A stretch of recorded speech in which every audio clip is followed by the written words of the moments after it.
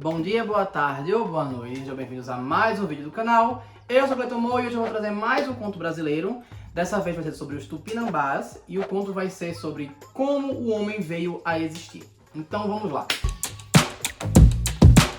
Bem, o povo Tupinambá é um povo que habitava a Mata Atlântica. Dizem até que foi um dos primeiros povos que os portugueses encontraram quando chegaram ao Brasil. Hoje eles são um pouco mais de 7.500 e habitam a região umas regiões da Bahia e eu vi que também no Pará também tem uma habitação deles.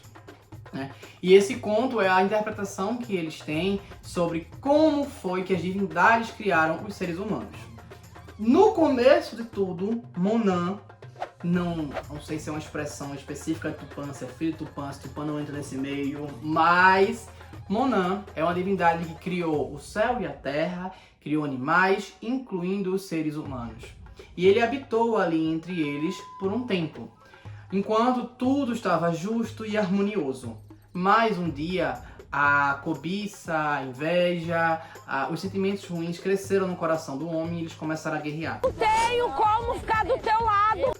Monan não teve a menor paciência e simplesmente acendeu os céus e mandou uma chuva de fogo para destruir tudo e dar aquela rebutada, né, que normalmente a divindade faz. Esse conto, essa parte, me faz pensar em algumas coisas, porque a extinção do Permiano para o Triássico foi por causa de erupções vulcânicas.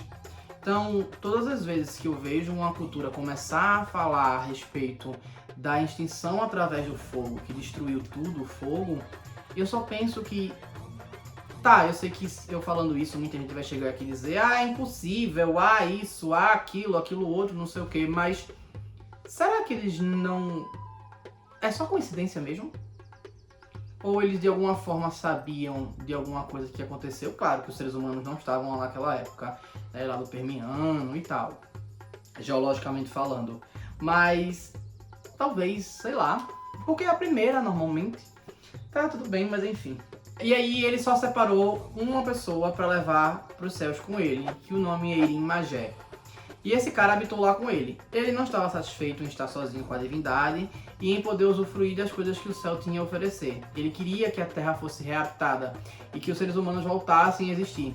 E ele encheu tanto o saco de Monan que Monan fez: vai-te embora, eu vou ajeitar isso aqui e desce tu, eu vou querer uma mulher aqui para tu descer, ter um filho e vocês se resolverem. Tá bom? Ele, tá bom, beleza. Aí ele mandou um dilúvio, dessa vez de água, não de fogo, para poder limpar tudo e reparar tudo, né? Fazer com que a terra voltasse a respirar, a terra voltasse a ter a possibilidade de ter vida.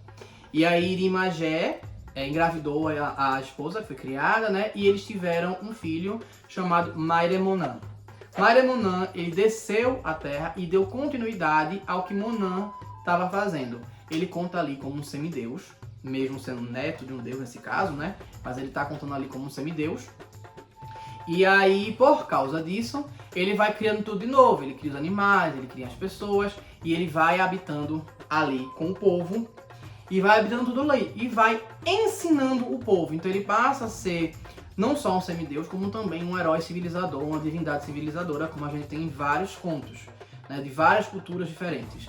E aí ele ensina a todo mundo. Isso também é uma coisa muito interessante, porque muitas culturas atribuem a uma pessoa específica o ensinamento de alguma descoberta, do cultivo de algum vegetal, da domesticação de algum animal, até o uso do fogo. Eles atribuem a uma pessoa especificamente. É como se algum enviado de alguma divindade viesse ensiná-los. E não porque alguém descobriu e foi passando. Não se sabe se é para resumir a história deles, né, para não ter que estar lembrando tantos nomes, ou se houve de fato algum civilizador em algum momento, né? E aí a gente pode ter esse questionamento, esse debate, mas também não é o princípio desse vídeo. E aí seguindo, ele ensinou várias coisas para eles e foi habitando e o ser humano foi ficando, foi se desenvolvendo ali. Entretanto, o que aconteceu foi, os seres humanos começaram a temê-lo, porque ele tinha poderes e eles não. E aí por causa disso eles tentaram armar uma armadilha para ele. E eles convidaram ele para uma festividade e acenderam 3 fogueiras.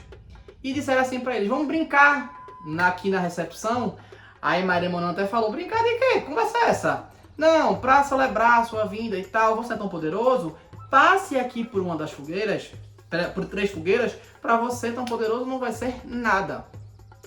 E aí ele fez, tudo bem, tá certo, vamos lá. Vou entrar na brincadeira de vocês. Só que o que acontece? Na primeira fogueira, ele passou incólume, nada aconteceu, ele não sofreu nenhum dano. Só que quando foi na segunda, o fogo começou a tomar conta dele, não explica a história por qual motivo, se a divindade se irritou porque deixou bem claro qual era, Deus no caso, né? Se deixou bem claro qual era o intuito da população, ou o que quer que seja. Mas, por algum motivo, as chamas tomaram conta dele e foram queimando o corpo dele até que a cabeça dele explodiu.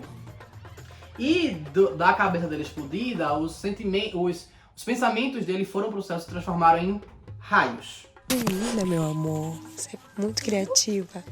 E esses raios caíram e trouxeram uma chuva torrencial que trouxe um grande dilúvio e arrebatou todo mundo que estava ali.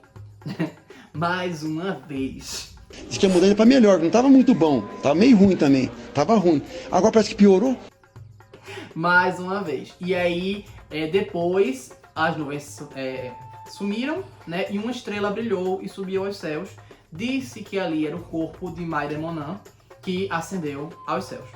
E aí, mais uma vez, a gente sem a espécie humana. Não fala se extinguiu os animais, mas aparentemente as frutas continuaram.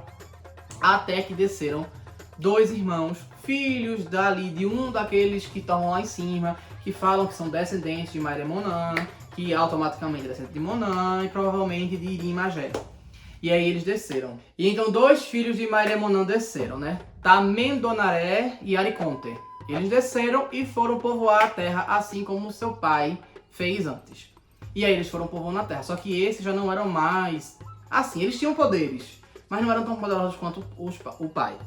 Só que o que acontece? Ariconte era muito... Gostava de uma briga, gostava de causar, gostava de fazer um disse-me-disse, sabe? Não disse-me-disse não, ele gostava de briga mesmo, de bater de frente, de tô fazendo nada, vamos fazer uma guerra, sabe? Já o outro era mais pacífico, Tamendonaré, era mais pacífico. E aí eles foram habitantes e acabaram meio que dividindo a população entre eles. Entretanto, uma das vezes Ariconte foi desafiar o irmão e entrou na casa do irmão e jogou um troféu de guerra. E qual era o troféu de guerra? E quem sabe, a história não conta. Para algumas culturas era a cabeça do inimigo, para outras era, enfim, pode ser tanta coisa. E ele joga e o irmão se sentiu muito ofendido. O Tamendonaré levantou e chutou aquele troféu de guerra para fora. Só que ao chutar, ele fez com que abrisse uma fenda na sua casa. E dessa fenda começou a sair um pouquinho d'água. O irmão riu com a palhaçada do pequeno poder do outro irmão. Entretanto, aquilo se transformou num grande jorrada de água e mais um dilúvio foi trazido para poder limpar tudo aquilo. Os irmãos pegaram suas respectivas esposas e subiram em árvores para se salvarem do dilúvio até que o dilúvio passasse. Depois que o dilúvio passou, cada um foi para o lugar e disse a lenda que os descendentes de Tamendonaré deu origem a um grupo tribal indígena, enquanto os de Ariconte deu origem a outro grupo tribal indígena. E aí eles ficaram separados, efetivamente, para pararem de brigar. E é isso, eu espero que tenham gostado. Então curtam, comentem, compartilhem, se inscrevam no canal. E se não sabem comentar, comentem haja água. E é isso, valeu!